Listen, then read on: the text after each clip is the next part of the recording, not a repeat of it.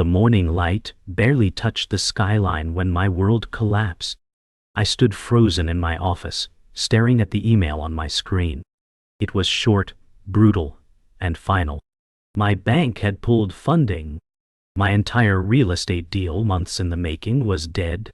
My chest tightened as I whispered, "This can't be happening." My partner Michael said, "We're finished. They've cut us off." His voice cracked, and I felt anger bubbling inside me. I had staked everything, every dollar, every ounce of pride on this deal. The floor felt like it was giving way beneath my feet. I thought of my family, my employees, everyone depending on me. How could I face them? Outside, the city kept moving, horns blaring, people rushing, as if the destruction of my dream meant nothing. My mentor Thomas's words echoed in my head. "Don't trust banks to stand with you when the storm comes." He had been right, but I had been too arrogant to listen. I slammed my fist against the desk, rage fighting with despair. For the first time, I felt truly powerless, a small figure lost in the machinery of money and power. And I knew this was only the beginning of the nightmare. I left the office and the weight followed me into the street. The air was damp, heavy with exhaust and rain, yet it was nothing compared to the storm in my chest. People passed by without noticing the war in my mind. I thought of Sarah, my wife, who believed in me when no one else did. I dreaded walking through our door and telling her I had lost everything. My phone buzzed with missed calls, investors demanding answers, but I ignored them. I wanted silence. I wanted time to think. Michael caught up, his voice low. "We need to talk strategy." I shook my head. "No, we need to survive the night." Every sound in the city felt louder, every light harsher, as if the world was mocking my fall. The betrayal revealed itself in fragments. Michael avoided my eyes when I asked about missing funds. "I know he will. This," he stammered. "I thought we had more time." My chest burned as I realized someone close had known the collapse was coming. I had trusted too easily. Thomas had warned me to check the books myself, but I wanted to believe in my team. That was my mistake. Trust had become my weakness.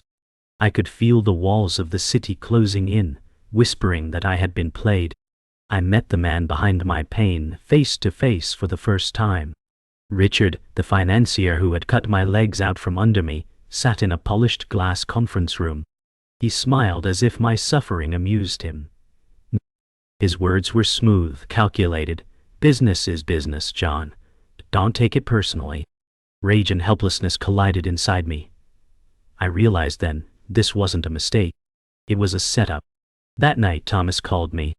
His voice was heavy, cracked with regret. "I told you they'd bleed you dry," he said. I wanted to argue, but the truth was undeniable. He spoke of his own downfall, of deals lost to greed and betrayal. His words were meant as warning, but I heard only echoes of my own future. I realized I was walking the same path he had stumbled down years before. The night gave way to morning, but rest never came. I sat at the kitchen table, staring at cold coffee, wondering how to explain the truth to Sarah. She walked in, her smile fading when she saw my face. She whispered, "What happened?" My throat tightened, words heavy with shame. "We lost everything." She dropped into the chair across from me, her hands trembling as they clutched her robe. Tears welled in her eyes, but she held them back. Her voice was fragile yet firm. "We'll find a way. We always do." I wanted to believe her strength, but guilt pressed harder than hope. Every plan I had built, every promise I made, had turned to dust.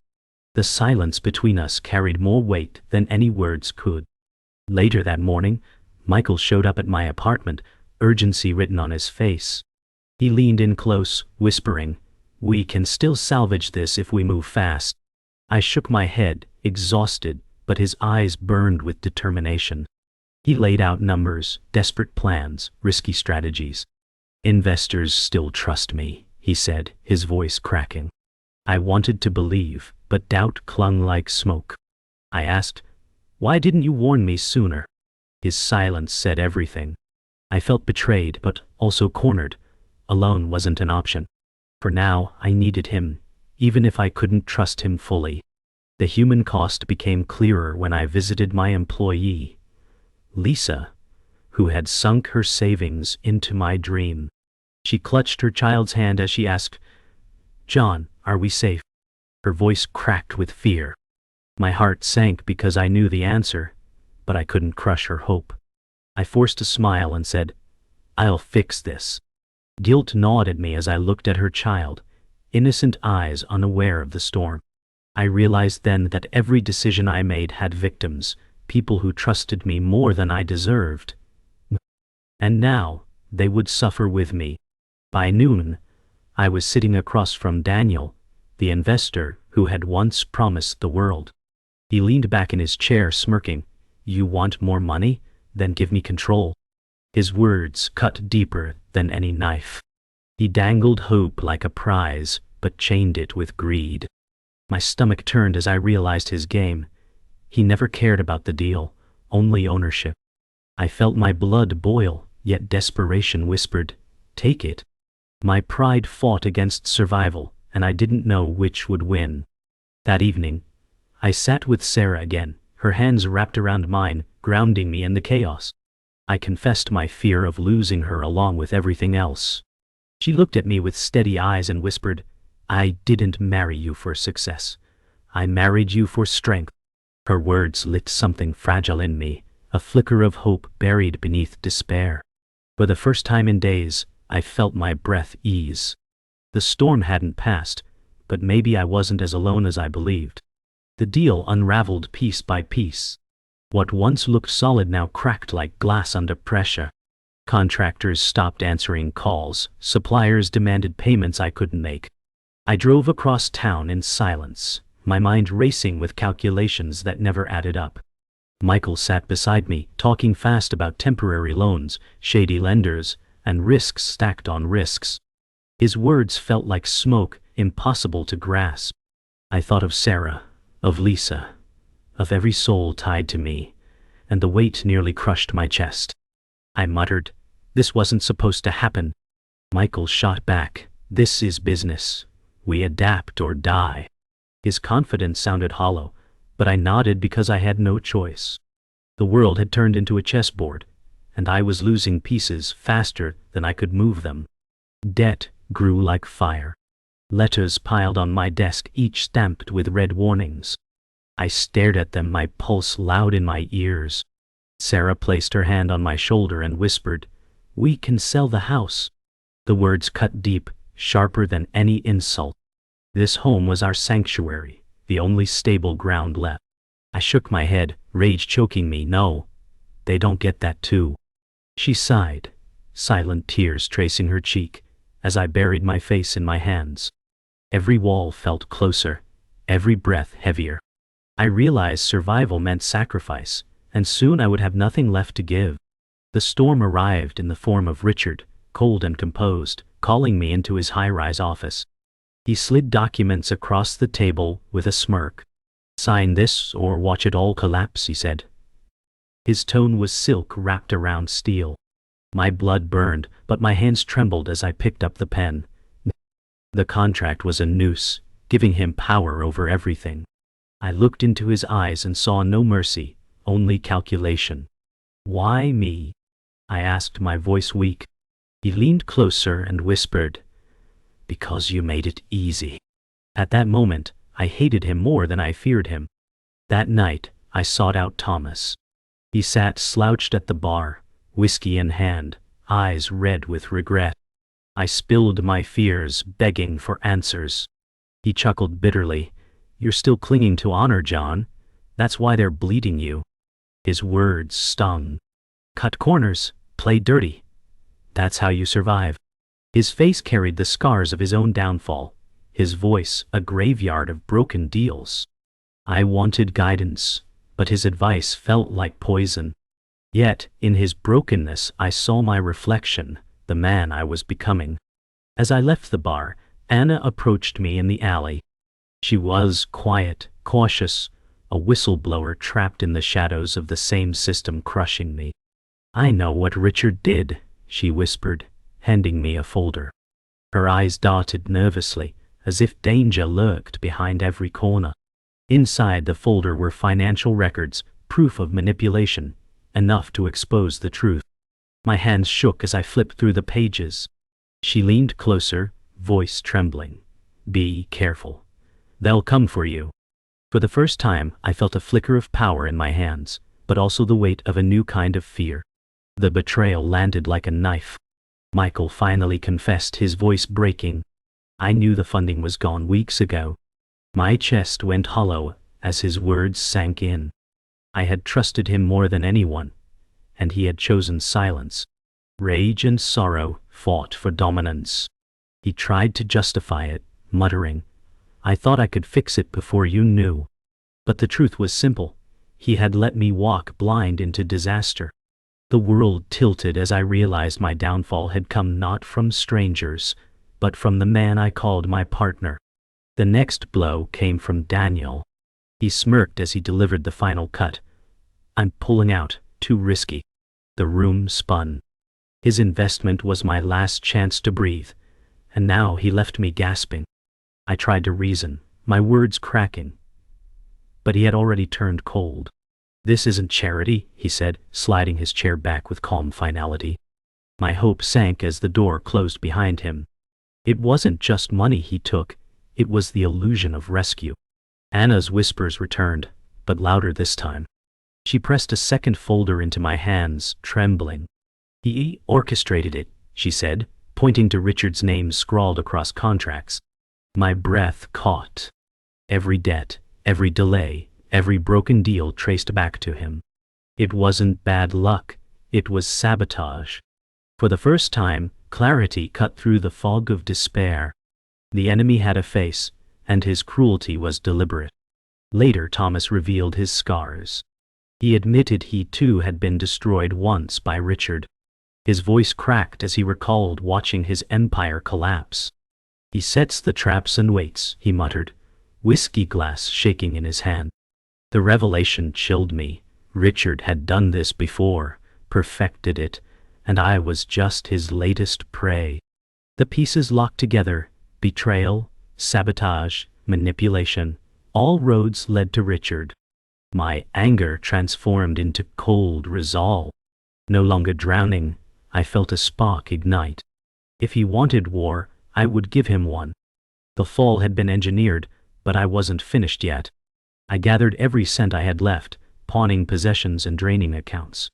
Sarah watched with silent fear as I packed the cash into a worn briefcase. "This is all we have," she whispered, her voice trembling. My stomach churned, but desperation burned hotter than doubt. I told her, if I don't risk it now, we've already lost. Every object I sold felt like selling pieces of my soul, but the gamble was clear, bet everything or fade into ruin. My hands shook as I zipped the case shut, knowing it carried not just money, but the last fragments of my pride.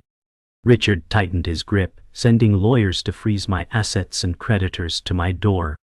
The pressure was suffocating. Each call, each letter, each threat was a reminder that time was running out. I shouted into the empty office, "You won't break me."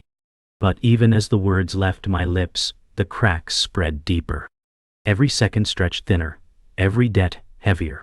His shadow loomed everywhere, turning my city into his hunting ground. Michael's loyalty wavered. He slammed a folder on the desk and snapped, "Maybe you should walk away before it kills you." His voice cracked under the strain, but behind it was fear. Not for me, but for himself. I glared, my voice low. "You got me into this. Don't abandon me now." For a heartbeat, silence filled the room. He stared, torn between greed, fear, and loyalty. I saw his hesitation, and knew even my closest ally might become another knife in my back. Lisa came to me again, tears streaking her face. "My daughter's school called. I can't pay tuition." The words broke me in ways money never could. I promised her, "I'll fix this. You won't lose everything because of me." She nodded weakly, but I saw the truth. Her faith in me was fading. Every broken promise cut deeper, and her suffering became a mirror of the damage my choices inflicted. I walked away with guilt heavier than debt, but also with a fire to prove I could still protect those who trusted me. I placed everything on the line.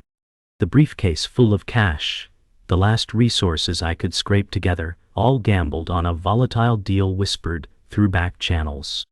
It was reckless, insane, but it was all I had left. My pulse hammered as I signed the papers, sweat dampening the collar of my shirt. Sarah's face flashed in my mind, her words echoing, "We always find a way." I prayed she was right.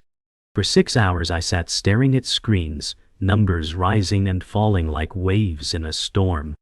Every second felt like a lifetime. This was the moment, the razor edge between redemption and annihilation. The confrontation erupted like a storm. Richard's boardroom, usually sterile and cold, felt electric, charged with decades of ambition and betrayal. He lounged in his leather chair, a figure of untouchable power, silver hair gleaming under the harsh LED lights. I stormed in, footsteps echoing on the polished floors, my hands shaking with adrenaline as I slammed Anna's folder on the table. Papers fanned out like evidence of a crime too long ignored. My voice cut the silence. "You rigged this from the start, and everyone saw it." The room froze. Richard's lips curved into a slow, cruel smile, "And you fell right into my trap." I held his gaze, unwilling to cower, even as I felt my pulse hammering in my ears. His lieutenants leaned over the table, scanning the documents. Numbers, contracts, emails. They couldn't deny the truth. A flicker of unease crossed Richard's face. For the first time, the giant faltered, even if slightly. This was no longer about negotiation or persuasion. It was a battle for survival. My knuckles whitened as I gripped the folder. Power shifted, almost imperceptibly, but enough to feel the wind change. Each heartbeat reminded me I wasn't begging anymore. I was fighting back. Anna appeared like a whisper of courage. She stepped into the room, shoulders squared, hands trembling slightly as she held her own stack of evidence. "I can testify," she said, voice steady but with a quiver beneath it, a tremor that revealed the stakes. Her eyes scanned the room, taking in Richard's guards, his loyalists, and then locking on him like a laser. The room's atmosphere thickened, oppressive as if the air itself was charged with electricity. Richard's smile twisted, venom creeping into his tone. "Do you realize what that will cost you?" he hissed, leaning forward.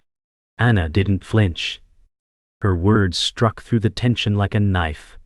"The truth is worth more than your empire." Her bravery was contagious. I felt courage surge through me, mingling with fear. The executives whispered among themselves, some shifting uneasily in their seats. I realized for the first time that Richard wasn't untouchable.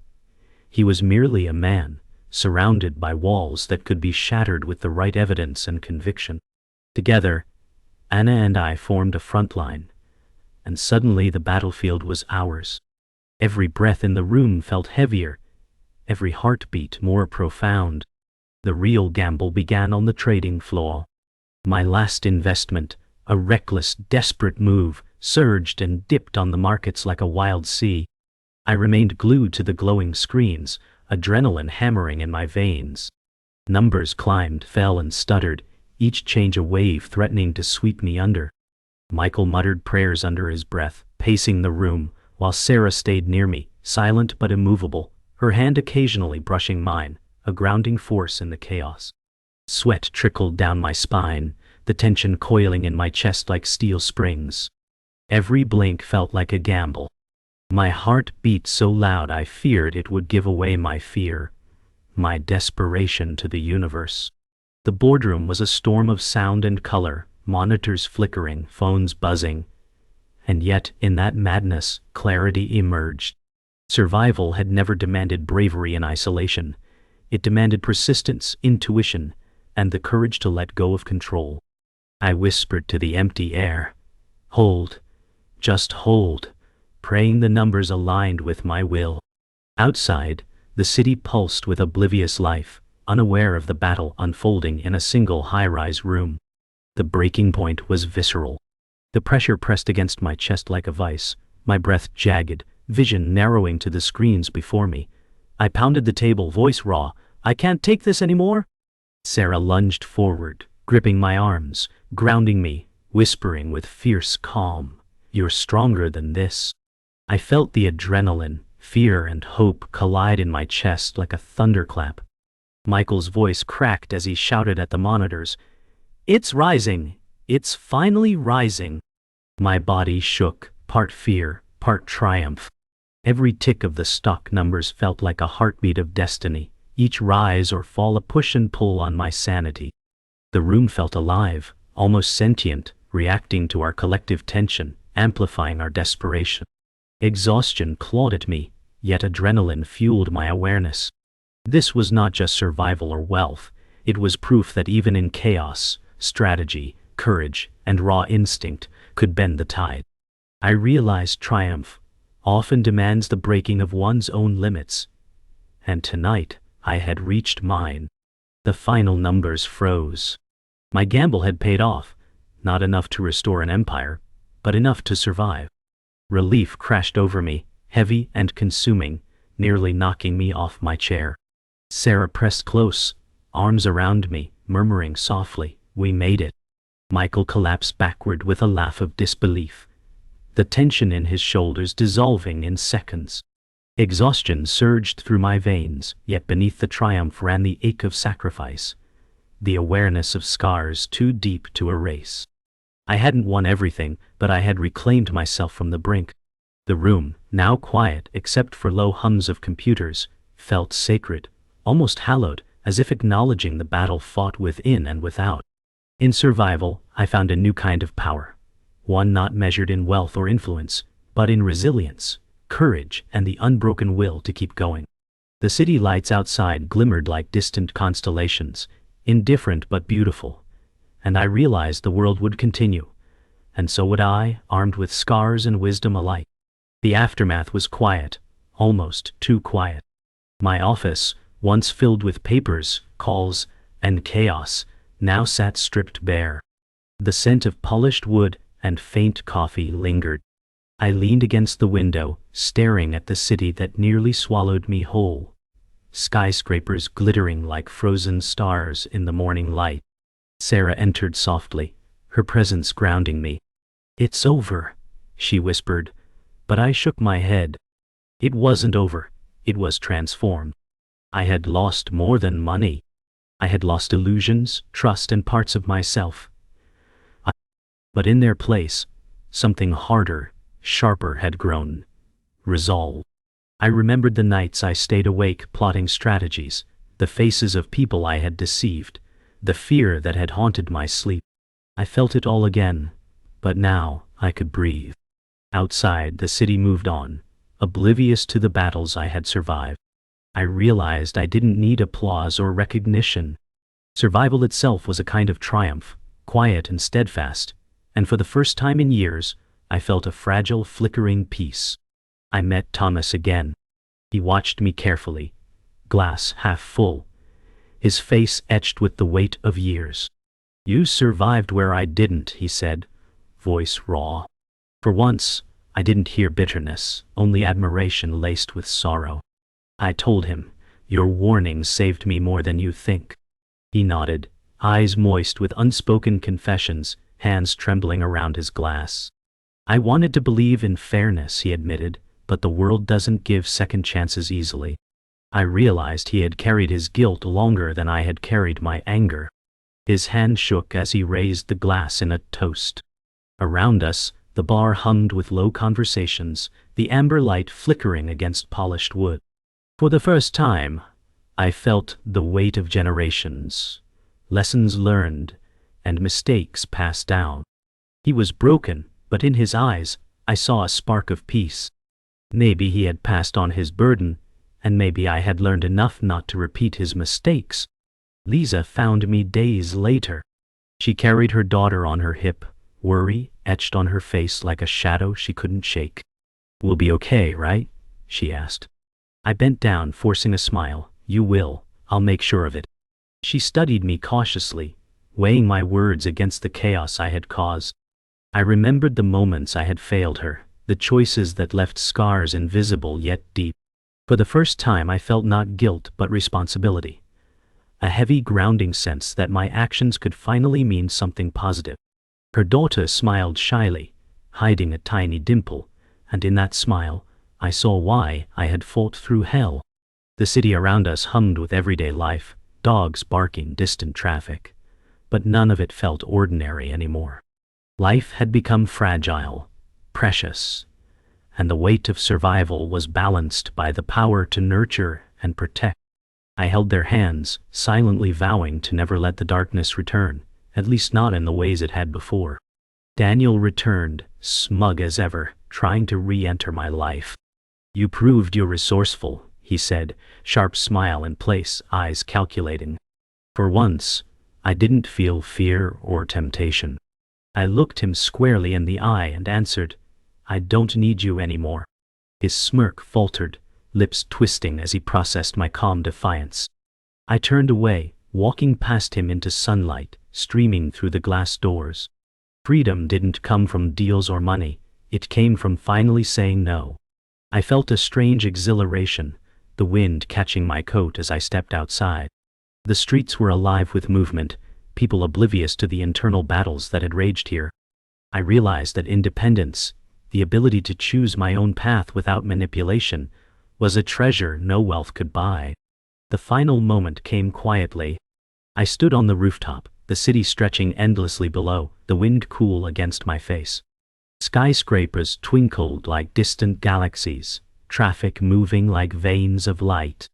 I whispered, "I survived, not as a boast, but as a prayer." Sarah stepped beside me, her hand finding mine, grounding me in the present, her warmth countering the chill. The empire I had dreamed of was gone, replaced by a fragile but authentic freedom. I realized survival wasn't about wealth or victories, it was about presence, awareness, and resilience. Every scar on my hands, every sleepless night, every betrayal and gamble had led me to this. A quiet rooftop, the city alive beneath us, and the knowledge that I had endured. In that moment, I understood the delicate beauty of life's second chances. The lights shimmered like distant stars, and for the first time in years I believed tomorrow could be mine, bright and unbroken.